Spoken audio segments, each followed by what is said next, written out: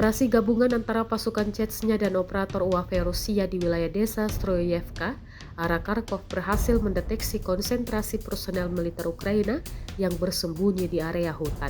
Temuan ini terjadi dalam rangkaian pengintaian udara yang terekam dan diunggah ke Telegram pada Rabu 28 Mei 2025. Begitu posisi tentara Ukraina diketahui, informasi langsung diteruskan ke kru artileri terdekat. Tak lama kemudian, posisi pasukan Ukraina dihujani tembakan mortir secara intensif. Di bawah tekanan tembakan yang terus-menerus, 4 tentara angkatan bersenjata Ukraina terlihat panik dan berusaha melarikan diri dari area serangan. Operator UAV kemudian melanjutkan pengejaran terhadap tentara yang kabur dengan menggunakan drone FPV, memperlihatkan kemampuan taktis dan kelincahan operasi udara di medan tempur.